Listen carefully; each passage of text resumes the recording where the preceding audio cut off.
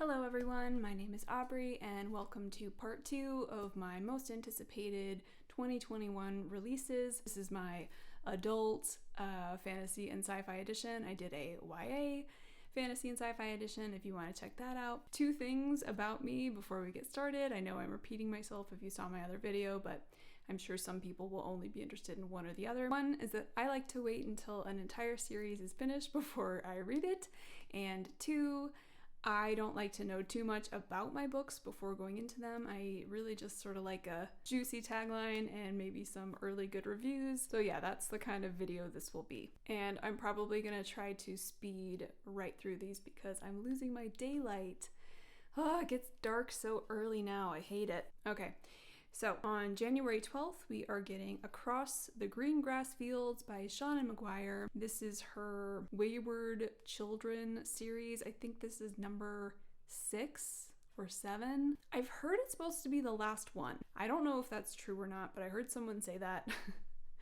If someone could confirm in the comments, that would be great. This one is supposed to be great for if you were like a horse girl in middle school or elementary school. This one is supposed to be right up your alley. I know that these are all kind of companion novellas, but I have just kind of been waiting to read them. I've been either waiting for them to end or just to have like a good pile to get through because they are novellas, so they're really short. I don't know, I just hated the idea of like reading a super short novella and then having to wait a whole year for the next one. I don't know. So I've been sleeping on this series, but I need to stop that and finally give it a try. The next book is Beneath the Keep by Erica Johansson. This is coming out on February 11th. This is a prequel to the Queen of the Tearling series. This is a series I had kind of forgotten about. So it was popular maybe a few years ago, and at one point I was really excited to read it,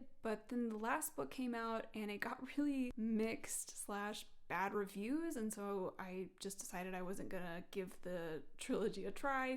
I really hate it when authors don't like stick the landing. I feel like if a series ends badly, it just sucks that you like put all that time and effort into something. So I just kind of forgot about it, but this book coming out has kind of re-piqued my interest, I guess you could say. So I think I might be giving this a try at some point. Again, this is a prequel, and I'm assuming you probably shouldn't read it until you've read the original trilogy. I feel like that's usually how prequels go. But just a real quick tagline for the first book, The Queen of the Tearling. Magic, adventure, mystery, and romance combine in this epic debut in which a young princess must reclaim her dead mother's throne, learn to be a ruler, and defeat the Red Queen, a powerful and malevolent sorceress determined to destroy her. I don't know. I had just heard such good things about the first 2 books, and then, apparently like the 3rd book fell flat for some people. But yeah, like I said, I think I will be giving this a try after all. On February 16th, we have The Mask Falling by Samantha Shannon. This is the 4th book to the Bone Season series. I think there are supposed to be like 7 books in this series. I thought about not putting it on the list because, like I warned you about in the beginning of the video, I like to wait until series are finished before reading them, and it seems like it's going to be a long time before this series is finished, so obviously I'm not going to get to this one next year, but it is still a series that I want to get to sometime. It sounds really good. It's like an urban fantasy dystopian, which sounds great. It sounds like right up my alley. I think this will be a series that I pick up eventually. I just don't think I'm ready to pick it up yet. I'm probably gonna wait at least until like book 6, if I'm being honest, especially because it seems like Samantha Shannon takes a few years to put out her books. And man, I hate waiting. Yeah, anyway, I still put it on the list because I am still happy it's coming out because it means I'm one step closer to getting to read it. So on June 22nd, we are getting The Witness for the Dead by Catherine Addison. That is a sequel to The Goblin Emperor, which I hauled earlier this year. This is currently a standalone. It's been a standalone for many years. This is about a half goblin, half human who has to spontaneously take the throne because his whole family was killed in an air balloon accident that may actually have been a murder. So I haven't read this yet, but I really want to get to it, and it's cool that a sequel is coming out. So I don't know, again, kind of what that will entail. I don't want to read a synopsis because I don't want to spoil myself or anything, but I've heard great things about this first book, and I just think it's cool that she's gonna follow it up with a new book, especially because I've never like heard of anything like this. I feel like especially goblin fantasy isn't necessarily very popular. If it's good and I enjoy it, I will be very happy to have a second book to read. The next book is The Last Graduate by Naomi Novak. This is coming out on July 6th. I was really excited about this when I thought that it was a duology, but according to Goodreads, it looks like it's going to be a trilogy. I'm still excited for it. It's got a pretty cover.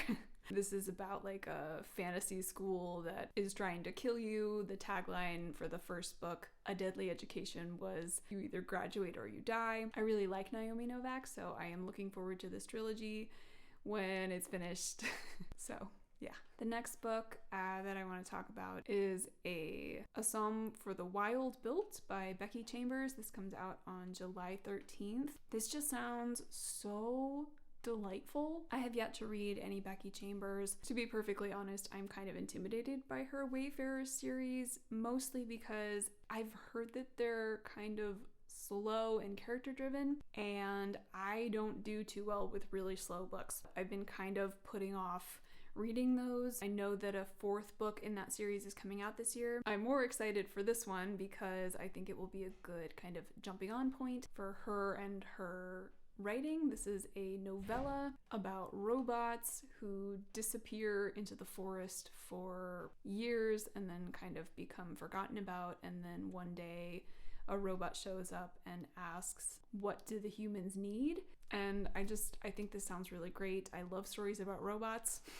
I don't know. So I'm really looking forward to this one and looking forward to finally reading some Becky Chambers, and hopefully I love it and that will inspire me to read some of her other books, because again, I've heard really great things about Becky Chambers and I want her to be like a favorite author of mine. So, and then on July 20th we have She Who Became the Sun by Shelley Parker Chan. I think this is a debut. It's got a stunning cover. The tagline is Mulan meets Song of Achilles.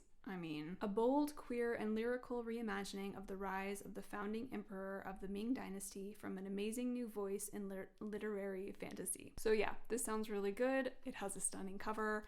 I'm not sure if this is like the start to a new series or if it's going to be a standalone or what, but I am excited for it. Okay, and then on September 7th, we are getting Empire of the Vampire by Jay Kristoff. Can I just say that I am so glad vampires are making a comeback. I love this.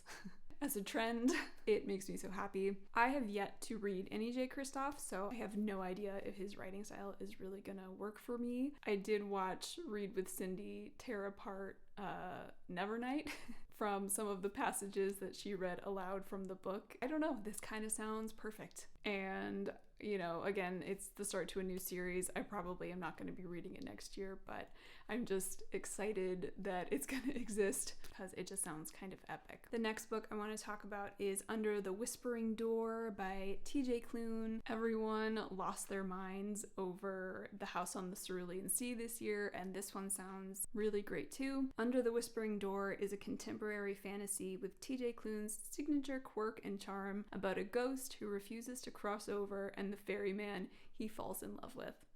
It just sounds so adorable. I can't wait to read it. I'm definitely gonna read The House on the Cerulean Sea next year. I bought it over the summer, but I was just in a terrible reading slump. And then as I was getting out of my reading slump, it was like fall, winter time, and I don't know, that book just seems like it's more of a summer book. So I'm definitely going to be reading that, and I am definitely going to be reading Under the Whispering Door. It sounds so cute. And the last book that I want to talk about as of now does not have a release date, but it is Jade Legacy by Fonda Lee. I would be more excited about this if I knew that this was the end of the trilogy, because I thought that it was, but I was watching someone, I can't remember who, but they were like, we don't know how many books are going to be in this series. And I was like, we don't? So I don't know. Does anyone out there know if this is like a trilogy and this is going to be the last book, or if this is just one more book in a long series? I don't know the answer to that. This series, again, very popular on BookTube. Everyone has been talking about this. It's like a mafia-esque fantasy world with like jade magic. It sounds awesome. I've heard nothing but good things, and I have been really, really looking forward to reading it, and I thought I was finally gonna get to read it this year, but maybe not. And I'm kind of bummed about that. If anybody could clear that up for me in the comments, that would be great. Okay, that's it. That is my whole list of most anticipated adult reads for 2021. Please comment down below your most anticipated reads. Check out my YA video if that interests you. I hope everyone is doing well and staying safe. Like this video if you liked it. Subscribe if you want to see more from me, and I hope to see you next time. Bye.